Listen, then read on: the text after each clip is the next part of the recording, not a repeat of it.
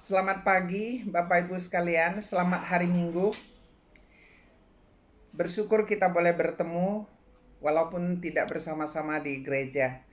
Tapi pertemuan melalui media sosial ini tidak mengurangi nilai kita untuk berjemaat. Mari kita berdoa. Bapa di surga, terima kasih Engkau beri kami kesempatan boleh mendengarkan firman-Mu. Berbicaralah ya Tuhan. Kami sudah mempersiapkan hati kami dan pikiran kami untuk mendengarkannya. Bahkan kami mau belajar ya Tuhan agar kami boleh melaksanakannya setelah kami kembali dari tempat ini. Terima kasih Tuhan. Kami menyambut firman-Mu hanya dalam nama Tuhan Yesus. Amin. Pagi hari ini nats firman yang diambil adalah dari 1 Korintus 13 ayat 1 sampai 3. Saya akan bacakan ya. Ayat pertama. Sekalipun aku dapat berkata-kata dengan semua bahasa manusia dan bahasa malaikat, tetapi jika aku tidak mempunyai kasih, aku sama dengan gong yang berkumandang dan canang yang gemerincing. Ayat kedua. Sekalipun aku mempunyai karunia untuk bernubuat dan aku mengetahui segala rahasia dan memiliki seluruh pengetahuan, dan sekalipun aku memiliki iman yang sempurna untuk memindahkan gunung, tetapi jika aku tidak mempunyai kasih, aku sama sekali tidak berguna. Ayat terakhir. Dan sekalipun aku membagi-bagikan segala sesuatu yang ada padaku, bahkan menyerahkan tubuhku untuk dibakar, tetapi jika aku tidak mempunyai kasih, sedikit pun tidak ada faedahnya bagi aku. 1 Korintus pasal yang ke-13 adalah kidung kasih atau nyanyian kasih. Ini adalah pasal yang paling luar biasa di Perjanjian Baru. Ini tidak bisa selesai kita pelajari bahkan seumur hidup kita. Nah, Paulus memulai kitab ini dengan menulis demikian. Bila seseorang dapat berkata-kata dengan semua bahasa manusia, apakah itu bahasa Indonesia, bahasa Mandarin, bahasa Inggris, bahasa Yunani, Jerman, Spanyol, Thailand, Philippines, bahkan semua bahasa, bahkan bahasa roh sekalipun, dikatakan, jika aku tidak mempunyai kasih, maka aku sama dengan gong yang berkumandang dan canang yang bergemerincing. Artinya, kita boleh mengerti segala macam bahasa, tetapi kalau kita tidak memiliki kasih, maka pengetahuan tentang bahasa itu semua tidak lagi ada berguna. Kemudian walaupun kita mempunyai karunia untuk bernubuat, bahkan mengetahui segala rahasia, jika kita tidak memiliki kasih, semua itu adalah sia-sia dan tidak berguna. Saya sering memikirkan ini, kadang-kadang kita itu berpikir dengan sekolah tinggi, dengan pengetahuan banyak, dengan pengalaman banyak, kita itu pasti sangat berhasil dan berguna. Tetapi di sini dikatakan, walaupun kamu bisa berbicara dalam segala macam bahasa, walaupun kamu mendapat karunia bernubuat begitu luar biasa, tetapi kalau kamu tidak ada kasih, maka semuanya itu sia-sia. Bahkan dikatakan walaupun kita memiliki seluruh pengetahuan yang ada di dunia ini, tetapi bila kita tidak mempunyai kasih, maka sama sekali tidak ada gunanya. Bahkan dikatakan bila kita itu memiliki iman yang sempurna, bahkan begitu sempurna sehingga kita itu bisa memindahkan gunung dari satu tempat ke tempat yang lain. Dikatakan begitu hebat iman kita, tetapi bila kita tidak memiliki kasih, maka semuanya itu adalah sia-sia. Bahkan yang paling mengerikan dikatakan di sini bahwa walaupun kita melakukan banyak sekali kebaikan, membagi-bagikan semua milik kita, semua harta kita, kita berikan, kita sumbangkan ke gereja, kepada orang miskin, kepada mereka yang membutuhkan, kita memperlihatkan kehebatan kita, tetapi semua itu tidak ada faedahnya bila kita memberikannya tidak dengan hati yang penuh dengan kasih. Bila pada waktu kita memberi, kita itu tidak benar-benar memberi dengan sukacita, dengan hati yang rela, yang betul-betul seperti memberikannya kepada Tuhan. Ada satu lagi yang paling mengerikan dikatakan, bahkan bila kita menyerahkan tubuh kita untuk dikorbankan, menyerahkan hidup kita untuk melakukan pekerjaan Tuhan, kita persembahkan sebagai korban bakaran. Tetapi bila persembahan itu hanya persembahan untuk diperlihatkan kepada manusia bahwa kita itu telah mempersembahkan hidup kita, tetapi di dalamnya tidak terkandung kasih seperti yang Tuhan inginkan, maka sama sekali tidak ada faedahnya. Hidup ini Bapak Ibu barulah berarti bisa kita bisa mempergunakan hidup kita melayani orang lain dengan kasih, khususnya yang namanya ketika saat ini kita itu diserang corona di mana-mana. Saat ini dunia sedang berkabung. Dunia sedang menghadapi serangan penyakit yang sangat mengkhawatirkan. Sampai tadi pagi sudah 183 negara yang terserang corona. Yang sudah tertular sampai kemarin pagi hari Sabtu itu sudah 276.000 lebih. Yang meninggal itu sudah ada 11.404. Di Indonesia sampai Jumat malam kita itu sudah 369 yang tertular dan sudah ada 32 yang meninggal. Sangat mengerikan. Dan ini masih terus bergulir. Kita tidak tahu kapan ini akan berhenti. Ketika kita berkumpul pada pagi hari ini di tempat kita masing-masing mendengarkan firman ini, korban terus bertambah. Korban yang meninggal terus bertambah. Korban yang tertular terus bertambah. Bahkan Presiden Jokowi hari Jumat malam masih mengatakan diperkirakan di seluruh Indonesia di 270 juta populasi kita, diperkirakan 700.000 itu akan terkena corona. Pertanyaannya 700.000 ini apakah Anda dan saya termasuk di dalamnya? Saat ini ketika kita mendengarkan firman, semua pihak begitu sibuk. Presiden kita, pemerintah kita, Kementerian Kesehatan, Kementerian Ekonomi, Kementerian yang namanya Perhubungan, Kependudukan, Keimigrasian, Pendidikan, pemerintahan provinsi, kota, kabupaten, kecamatan, Kementerian Luar Negeri, usahawan, guru-guru sekolah, kepala-kepala sekolah, murid-murid sekolah, semua panik, semua sibuk. Bahkan orang-orang tua, ibu rumah tangga, bapak-bapak, semua begitu sibuk memikirkan apa yang mereka harus lakukan untuk melindungi keluarga mereka, untuk melindungi yang mereka kasihi. Bahkan semua yang dicurigai harus diperiksa. Orang yang tertular akan diperiksa dengan siapa saja mereka itu pernah berhubungan selama 14 hari. Rasanya begitu sulit. Bagaimana kita bisa mengingat kembali dalam waktu 14 hari ini dengan siapa saja kita sudah bertemu. Kemarin itu saya membaca satu chat yang dikirimkan oleh anak saya, katakan sekarang ada A, B, C, D. Dikatakan A ini membawa virus corona. Kemudian dia mau pergi mencari C. Tapi pada waktu dia pergi, pada waktu dia naik bus, pada waktu dia turun naik, pada waktu dia beli bensin, pada waktu dia makan pagi, dia bertemu dengan B. Begitu banyak B. Kemudian dia bertemu dengan C. Mau tidak mau C ketularan. Nah, A ketahuan. Dia ketahuan bahwa dia kena corona. C juga ketahuan dia kena corona. Masih bisa disembuhkan. Tetapi mereka tidak tahu kemana mau cari B. B itu mereka ketemu tadi mungkin pada waktu di Starbucks, mungkin pada waktu mereka itu ada di supermarket, ada di ranch market, mungkin ada di pasar Puri, di pasar Pluit. Nggak ada yang tahu. Siapa yang bisa mencarikan B? Nah, B ini pulang ke rumahnya, dia bertemu dengan B1, B2, B3. Itulah sebabnya semuanya itu terkena. Jadi kita itu belajar bahwa begitu mengerikan, kita itu takut. Sekarang dikatakan kamu harus berdiri jarak 1 meter. Kamu harus pakai masker. Masker pun habis. Kamu harus cuci tangan. Maka pencairan cuci tangan pun habis.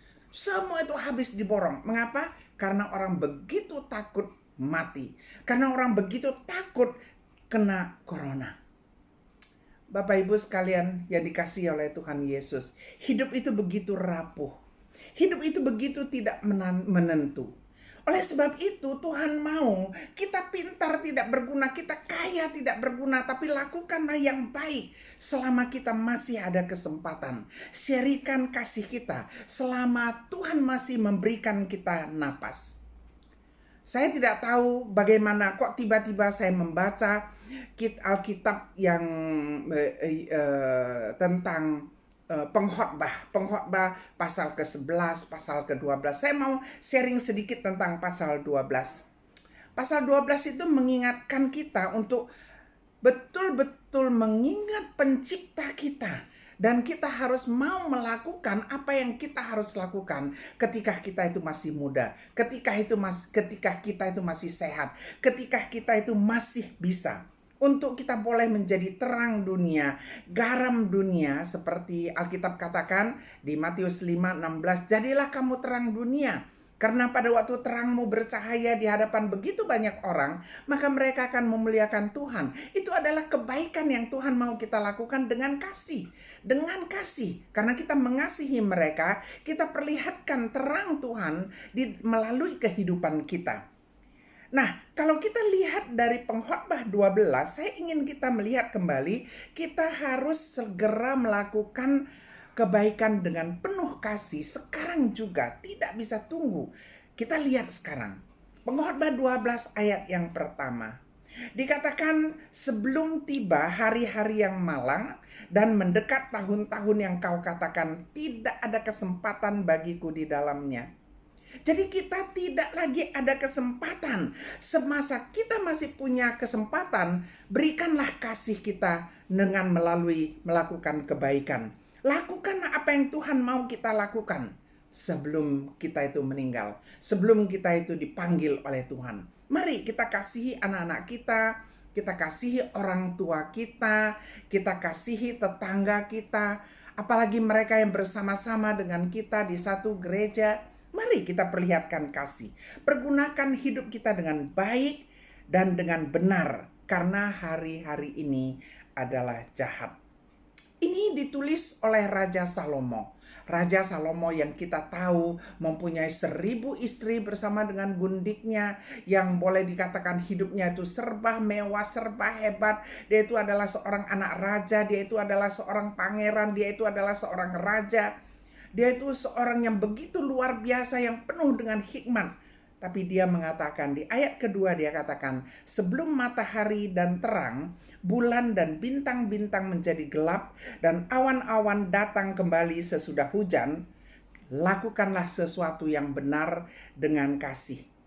Artinya sebelum ajal menjelang, sebelum kita dipanggil pulang oleh Tuhan. Nah, di ayat ketiga dia katakan begini, waktu penjaga rumah gemetar. Penjaga rumah gemetar itu artinya kaki kita sudah gemetar, kaki kita sudah tidak kuat lagi. Dia katakan pada waktu orang-orang kuat membungkuk, orang-orang kuat membungkuk artinya tangan kita sudah tidak kuat lagi, tangan kita itu sudah lemah. Dan dikatakan perempuan-perempuan penggiling berhenti karena berkurang jumlahnya. Yang namanya perempuan-perempuan penggiling di dalam kitab pengkhotbah itu adalah gigi kita itu sudah copot satu persatu. Penggiling, perempuan penggiling, gigi kita itu sudah copot satu persatu. Ada nafsu untuk makan tetapi kita tidak lagi mampu untuk memakannya. Dan yang melihat dari jendela katanya semuanya kabur. Itu menandakan pada satu saat nanti mata kita itu sudah rabun, mata kita itu sudah katarak, sudah tidak lagi bisa melihat dengan benar. Nah, ayat keempat dikatakan pintu-pintu di tepi jalan tertutup, dan bunyi penggilingan menjadi lemah, dan suara menjadi seperti kicauan burung, dan semua penyanyi perempuan tunduk. Artinya apa? Artinya telinga kita sudah tidak bisa mendengar. Bapak Ibu sekalian, khususnya saya selalu mengatakan bahwa mereka itu bicara kurang kuat, khususnya kalau cucu-cucu saya bicara. Mereka kalau bicara seperti saya nggak bisa dengar. Jadi saya selalu bilang, lambat sedikit kalau bicara. Kalau bicara kuat sedikit, kalian kok bicara bergumam. Dan mereka mengatakan, "Po, kami bicaranya sudah keras, kami bicaranya sudah kuat." Problemnya itu bukan bagaimana mereka bicara. Problemnya adalah di saya, telinga saya itu sudah hampir tuli ya, sudah hampir tidak lagi bisa mendengar.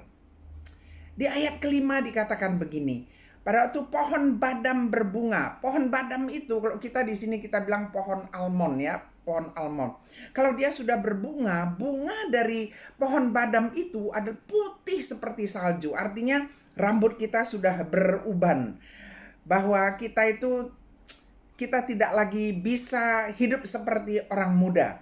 Dan dikatakan bahwa belalang menyeret dirinya dengan susah payah dan nafsu makan tidak dapat dibangkitkan lagi. Artinya apa? Artinya ketampanan kita itu sudah tidak lagi kelihatan.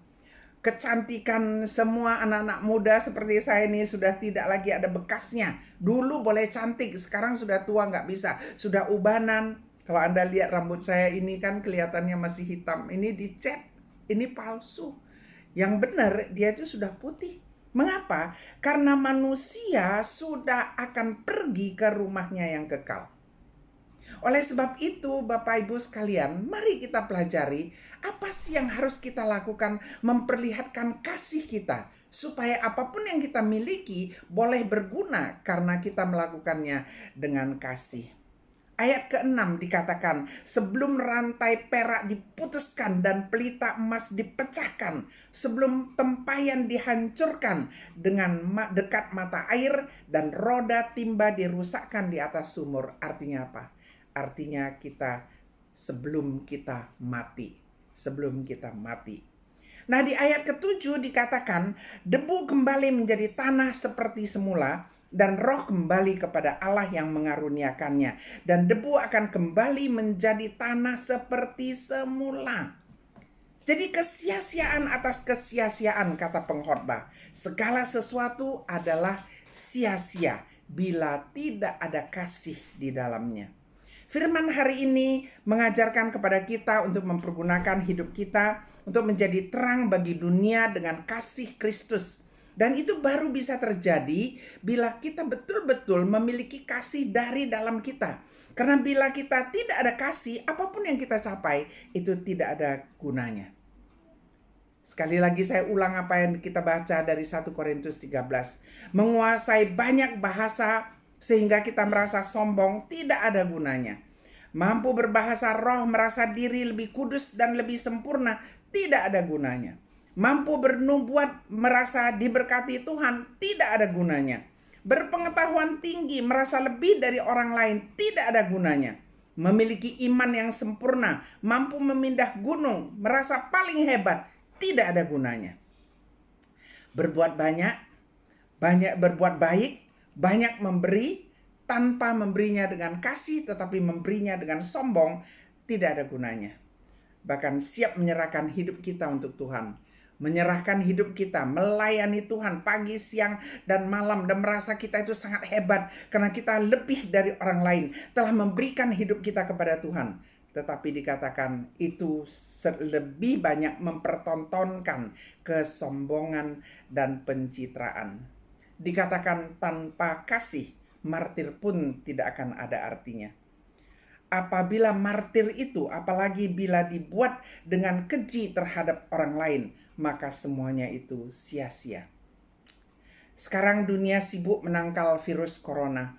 Tapi sebenarnya yang membuat kita tidak bisa mengasihi karena kita mengidap virus yang lebih berbahaya, yaitu virus kesombongan, virus murka, virus memfitnah, iri hati, virus munafik, virus kepahitan, virus konflik yang tidak berkesudahan. Dan di antara semua virus itu, virus kesombongan adalah virus yang paling berbahaya. Saya membaca satu buku dari C.S. Lewis, dia mengatakan ada satu virus yang sulit meninggalkan manusia. Bukan virus corona, tapi virus kesombongan. Virus yang bahkan yang diserang pun tidak merasa bahwa mereka itu mengidap virus tersebut. Sehingga mereka itu tidak sadar kalau mereka itu harus bertobat.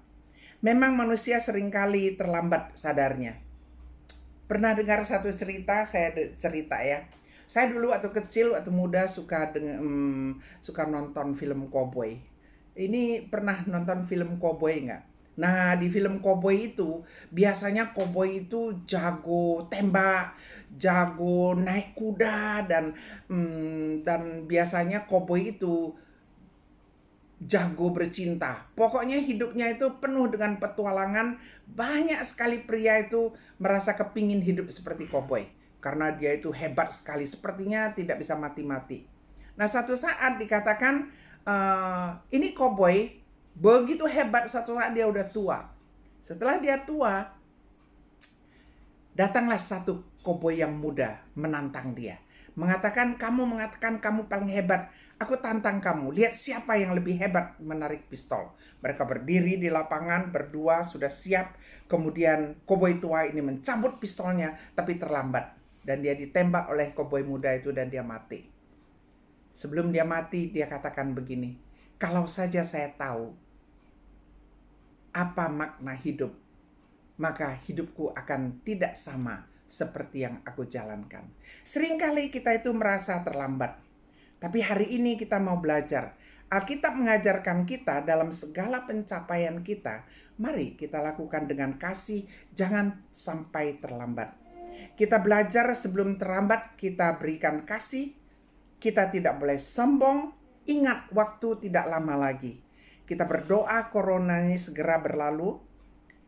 Kalau melihat dunia ini yang penuh dicekam dan diserang virus, mari kita pikirkan bagaimana kita bisa men-sharingkan hidup kita. Mari kita pikirkan, kita harus bersyukur bila kita masih mampu berbicara, makan, hidup, bernapas. Kita bersyukur kita memiliki talenta. Di saat-saat genting ini, mari kita bangun hubungan yang lebih erat, yang penuh kasih, khususnya dengan keluarga kita. Adakah kita miskomunikasi dengan keluarga kita? Pulang dari tempat ini atau pada waktu kita selesai dari khotbah ini, mari kita dekatkan diri kita dengan sanak keluarga kita, dengan orang tua kita, dengan anak-anak kita, dengan cucu-cucu kita. Tapi jangan pelukan dulu ya, jangan pelukan. Nama sama stay ya, sama stay aja, nggak usah. Oh, sama stay itu begini ya. Jadi tidak perlu salaman dulu. Tidak perlu salaman. Kita tunggu dulu 2-3 minggu ini ya. Pergunakan waktu kita dengan benar. Mari kita pelajari bahwa satu hari nanti nubuat akan berakhir, bahasa roh akan berhenti, pengetahuan akan lenyap, tetapi kasih tidak berkesudahan. Kasih adalah yang paling besar. Dalam saat-saat yang mencekam, mari kita bersyukur. Tuhan telah mengampuni semua dosa-dosa kita. Tuhan telah menyediakan tempat di surga bagi kita. Selama kita masih diberi kesempatan, mari nikmati hidup ini dengan rasa syukur, dengan sukacita, dan sharingkan hidup kita buat lebih banyak orang dengan kasih Kristus. Tubuh boleh melemah, kekuatan boleh hilang. Mari kita jalankan hidup kita dengan penuh kasih. Jadikan hidup kita terang dan garam dalam komunitas kita. Bagikan hidup kita dengan kasih Kristus. Maka walaupun kita tua, walaupun kita mati, kita tidak akan menyesal. Saya ingin tutup demikian dari 2 Korintus 4 ayat yang ke-6. Kita harus bersyukur sebab Allah telah berfirman, dari dalam gelap akan terbit terang. Ia juga yang membuat terangnya bercahaya di dalam hati kita, supaya kita beroleh terang dari pengetahuan tentang kemuliaan Allah yang nampak pada wajah Kristus. Mari kita berdoa. Bapa di surga, terima kasih Engkau telah memperdengarkan sebagian dari firman-Mu kepada kami. Biarlah kami boleh belajar khususnya di saat-saat sekarang ini Tuhan. Di saat-saat virus corona sedang merajalela di bangsa kami, di negara kami. Bahkan mungkin di rumah kami, bahkan mungkin di keluarga kami tidak tahu. Tetapi kami percaya Tuhan pada pagi hari ini Engkau mengajarkan kami agar kami itu boleh menjalankan hidup kami dengan kasih dan boleh membagikan hidup kami kepada orang lain. Ajarkan kami Tuhan Walaupun kami itu pintar, kami harus bersyukur itu datangnya dari Engkau. Walaupun kami diberikan segala macam talenta, kami harus bersyukur itu datangnya dari Engkau. Jadikanlah kami anak-anak-Mu yang takut akan Engkau, yang mengerti bahwa hidup itu hanya sementara. Jadikanlah kami dan berikanlah kami kesempatan Tuhan, boleh memperlihatkan kasih Tuhan Yesus melalui kehidupan kami sehari-hari. Kami tahu sekarang ini dunia sedang dilanda oleh kesedihan dan ketakutan. Ajarkan kami untuk tidak takut Tuhan, karena kami tahu Engkau adalah Tuhan kami, Tuhan dari alam semesta yang mampu, yang kuat. Maka kami mau bersender padamu yang Tuhan. Kami ingat ada satu lagu yang mengatakan God is the healer. Jadi kami percaya Tuhan, Engkaulah sang penyembuh, Engkaulah sang tabib. Kami mau serahkan hidup kami ke dalam tangan-Mu ya Tuhan. Biarlah Engkau menyertai setiap kami, berikan kami kesembuhan kalau kami sakit Tuhan. Dan berikan kami juga kelepasan bila kami sesak. Dan beri juga kami sukacita pada waktu kami merasa takut dan lemah. Terima kasih Tuhan, terima kasih. Kami mau serahkan hidup kami ke dalam tangan-Mu. Kami mau serahkan Wesley ini ke dalam tangan-Mu. Dan setiap kami yang mendengarkan khotbah ini ke dalam tangan-Mu. Kami berdoa dengan ucapan syukur hanya dalam nama Tuhan Yesus. Amin.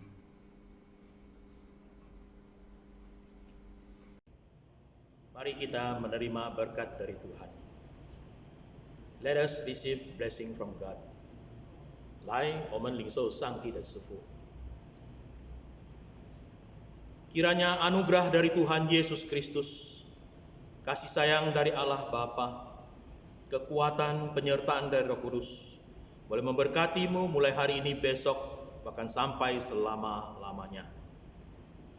May the grace of our Lord Jesus Christ, the love of Father, the communion of the Holy Spirit be with you all from now on until forever. 但愿我主耶稣基督的恩惠、天父上帝的慈爱、圣灵的感动交通，常与弟兄姐妹同在，从今时直到永永远远。阿们。